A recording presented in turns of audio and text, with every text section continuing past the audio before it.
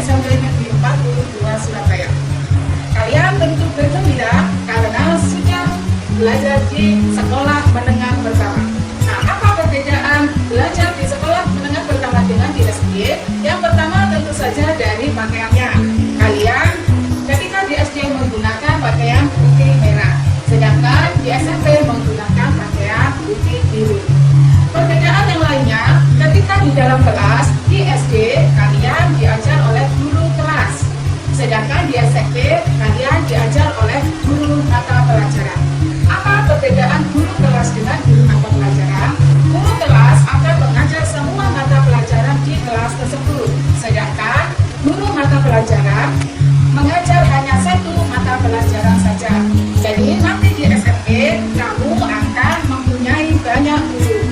Ada 11 guru yang akan mengajar kamu di SMP nanti. Yang pertama ada guru mata pelajaran pendidikan agama dan budi pekerti, ada guru pendidikan Pancasila dan kewarganegaraan, ada guru bahasa Indonesia, matematika, ilmu pengetahuan alam, ilmu pengetahuan sosial, guru bahasa Inggris, guru seni budaya, guru pendidikan jasmani olahraga dan kesehatan, guru prakarya, dan guru bahasa Jawa.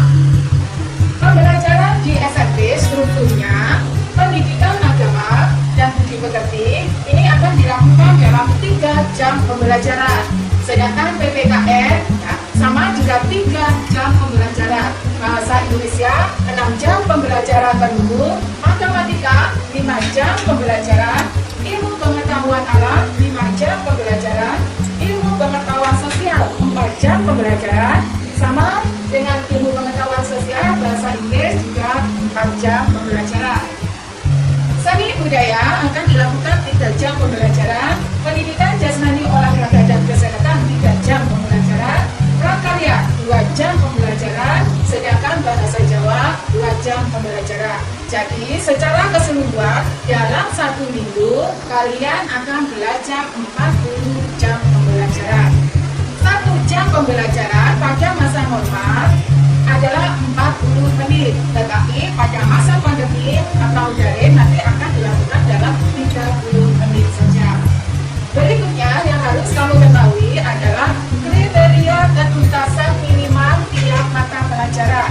Berarti nilai minimal yang harus dicapai pada mata pelajaran tersebut. Untuk kelas 7 mata pelajaran PPKN, mata pelajaran pendidikan agama minimal 80. Yang kedua PPKN sama juga minimal 80.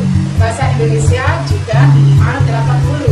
Sedangkan matematika KKN-nya minimal 79. IPA minimal 80.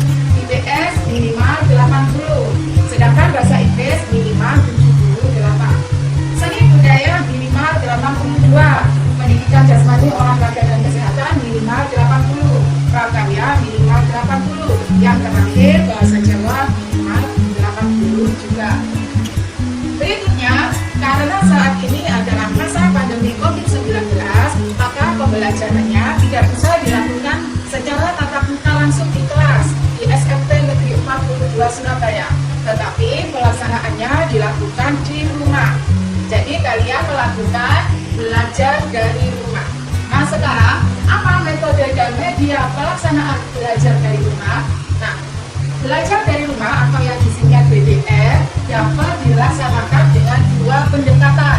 Yang pertama yaitu dengan daring dalam jaringan atau online. Yang kedua, pembelajaran luar jaringan atau luring offline. Untuk pembelajaran daring itu menggunakan media gawai atau handphone, bisa juga menggunakan laptop. Sedangkan untuk pembelajaran luring luar jaringan atau offline, pembelajarannya bisa melalui televisi, radio, modul belajar, bahan ajar cetak, maupun alat peraga dan media belajar dari lingkungan sekitar.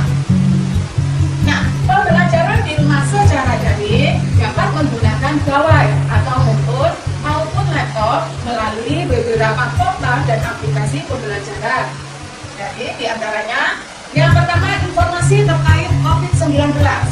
Dapat diakses melalui informasi penanganan COVID-19 oleh Gugus Tugas Percepatan Penanganan COVID melalui tautan https covid19.go.id. Sedangkan yang lainnya dapat melalui portal informasi pendidikan Kemendikbud selama COVID-19 melalui tautan http bersama hadapi corona.kemendikbud.go.id.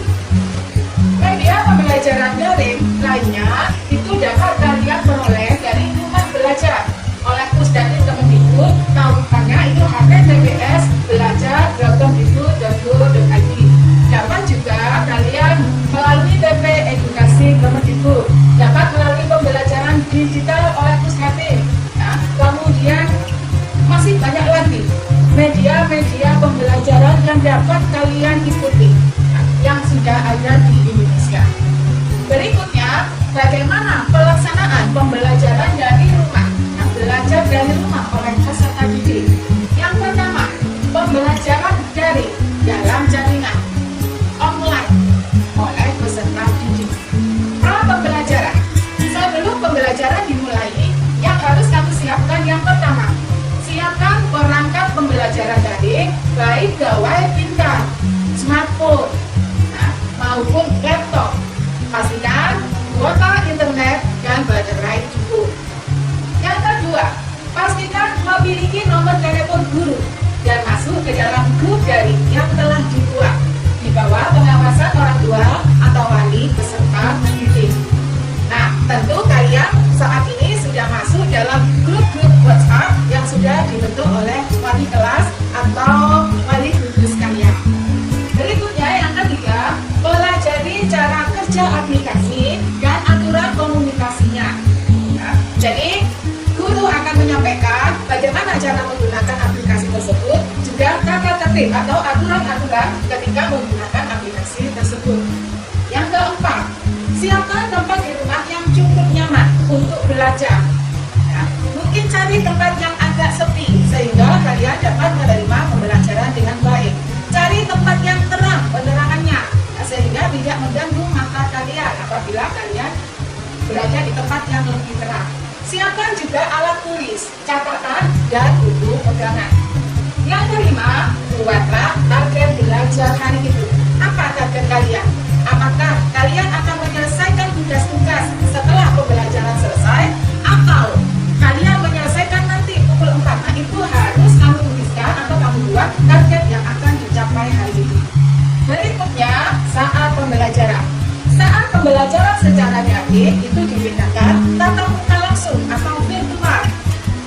Dapat juga melalui LMS atau aplikasi pembelajaran.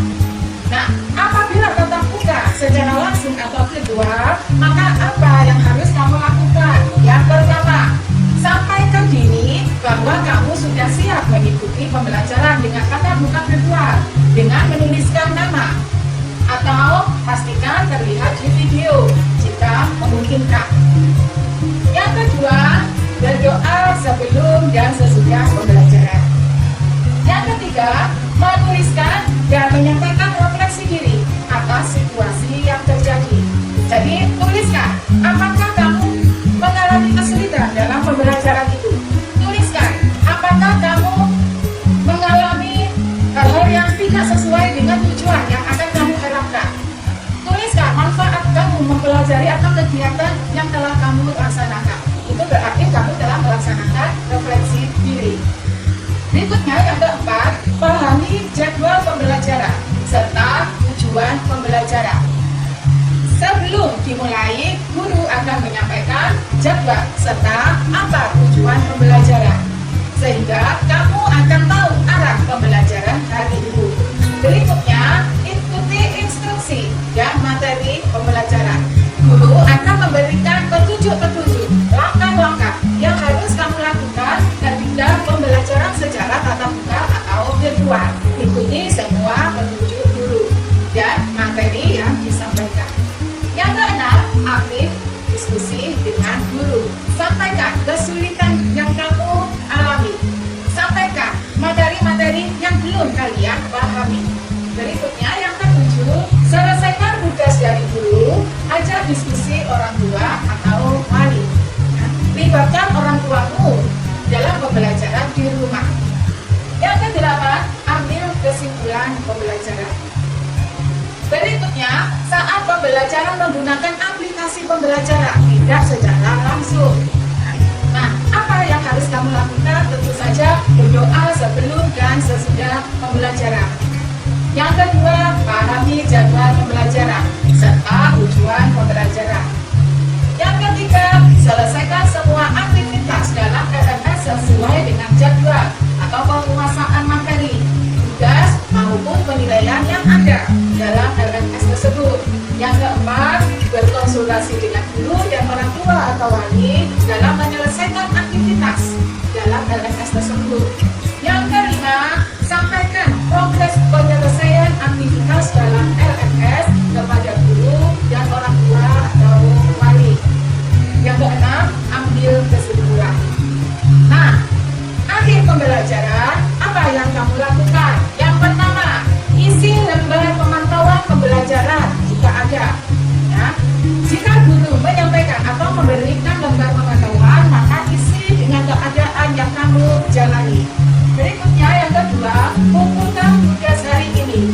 Apabila ada tugas hari ini dan ada kesempatan untuk mengumpulkan hari ini juga, maka kumpulkan tugas hari ini jika ada. Yang ketiga, kumpulkan dokumentasi berupa foto pembelajaran hari ini.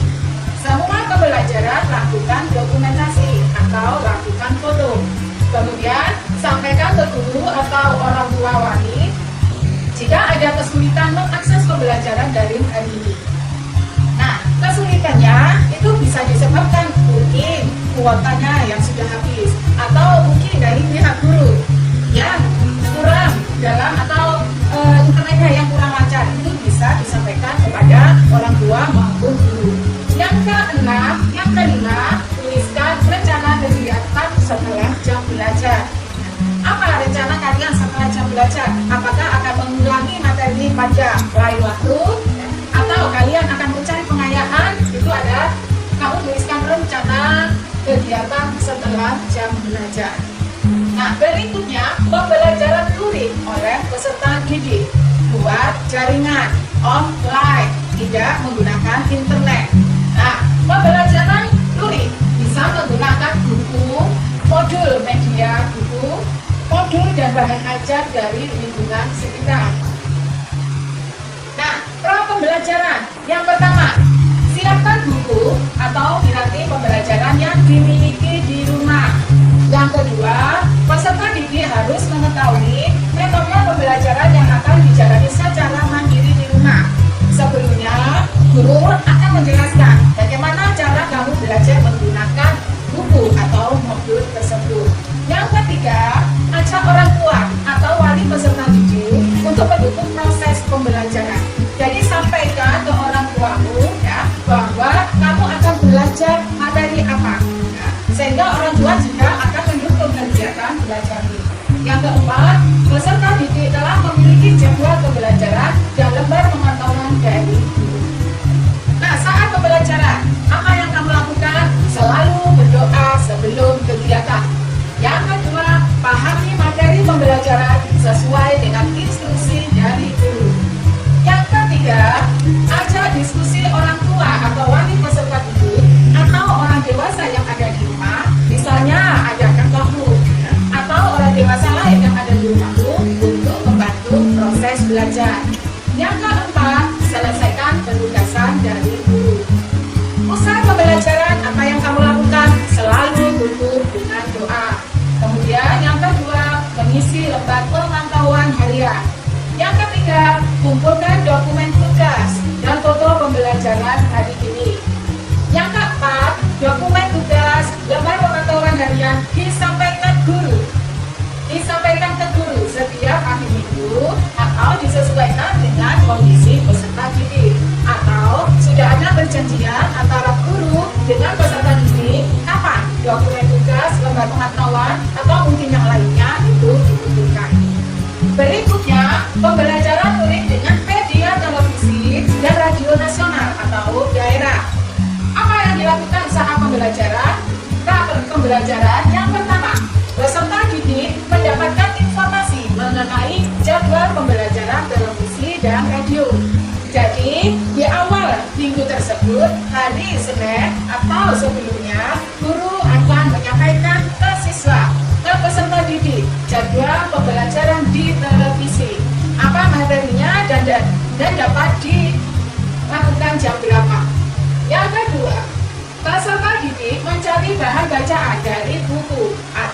modul pembelajaran mandiri terkait topik yang akan ditayangkan keesokan harinya.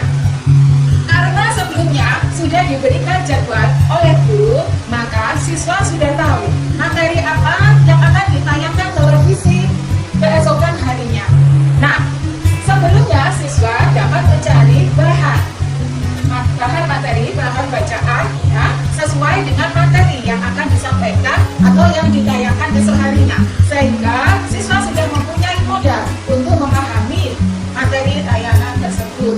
Yang ketiga, peserta didik mempelajari bahan bacaan yang diperoleh.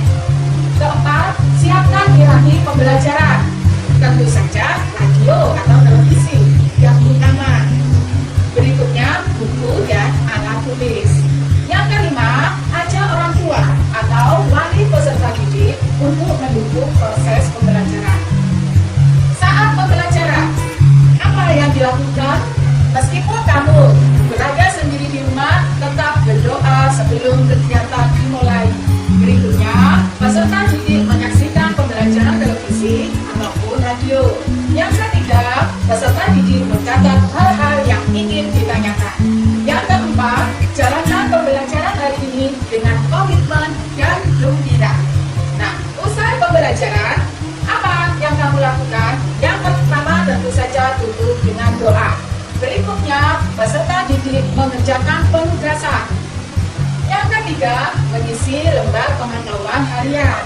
Berikutnya, peserta didik mengumpulkan penugasan dan lembar pemantauan sesuai dengan waktu yang telah disepakati dengan guru.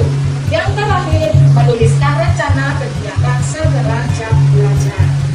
Nah, penerapan pola pembelajaran jarak jauh di zona merah seperti di Kota Surabaya saat ini, proporsi pembelajarannya akan dominan online.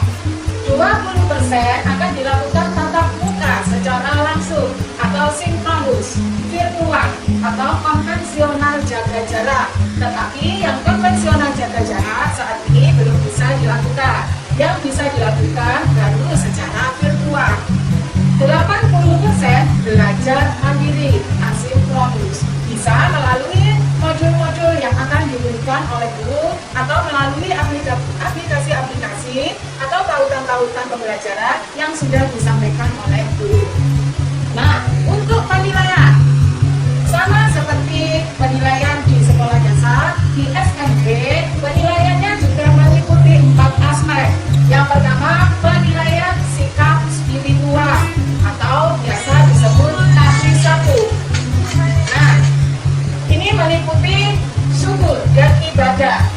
Yang kedua, penilaian sikap sosial, meliputi sikap disiplin, sopan santun, kerjasama, kepedulian, kejujuran, tanggung jawab, dan percaya diri. Untuk penilaian aspek spiritual dan penilaian sikap sosial nanti akan melibatkan orang tua ya, karena kalian belajar dari rumah. Berikutnya, penilaian pengetahuan. Apa saja yang termasuk penilaian pengetahuan? Yang pertama, PTS, penilaian tengah semester. Kemudian ada PAS, penilaian akhir semester, atau PAT, penilaian akhir tahun. Kemudian ada penilaian harian dan ada tugas. Yang terakhir ada penilaian keterampilan, meliputi penilaian praktek, portofolio, proyek, dan produk. Nah, tips ya, agar belajar dari rumah optimal, apa yang harus kamu lakukan? Yang pertama, motivasi diri. Motivasi dirimu bahwa kamu bisa belajar sendiri di rumah. Kamu bisa menyelesaikan tugas-tugas yang diberikan. Kamu bisa belajar tanpa bantuan secara langsung oleh guru. Yang kedua, atur waktu. Buat jadwal. Kapan kamu harus siap? Bila pembelajaran dilakukan pukul 6.30, maka jam 6 misalnya, kamu sudah selesai mandi. Lanjutkan dengan sarapan, sehingga pukul 6.30 kalian sudah siap melakukan pembelajaran. Berikutnya yang ketiga, mengerjakan tugas dan hobi. Bukan berarti ketika kamu banyak tugas, banyak pembelajaran, kamu tidak melakukan waktu sehingga kamu dapat mengerjakan tugas dan hobi itu secara seimbang. Yang keempat, tanya orang. Ketika kamu mempunyai kesulitan, silakan tanya orang dewasa yang ada di dalam rumahmu, atau bisa juga bertanya langsung ke guru. Kamu bisa bertanya ke orang tua. Apabila orang tua tidak paham, mungkin kamu bisa bertanya kepada kakak kamu, atau siapapun mungkin yang ada di sekitarmu. Berikutnya, ulangi materinya lagi. Tidak setelah pembelajaran selesai kemudian buku langsung ditutup atau gawai langsung dimatikan, televisi langsung dimatikan, kemudian tidak ada tindak lanjut, tetapi kamu dapat mengulangi materinya pada lain waktu. Misalnya pada malam hari kamu bisa kembali belajar untuk membuka materi yang sudah kamu pelajari. Yang terakhir, lanjutkan dan perbaiki. Lanjutkan hal-hal yang sudah baik, yang sudah kamu lakukan hari itu.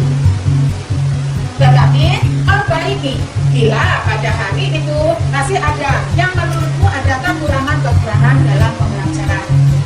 Semoga yang saya sampaikan ini dapat bermanfaat bagi kalian. Terima kasih atas perhatiannya. Semoga kamu sukses. Kamu bisa melaksanakan pembelajaran dari rumah, belajar dari rumah. Terima kasih. Assalamualaikum.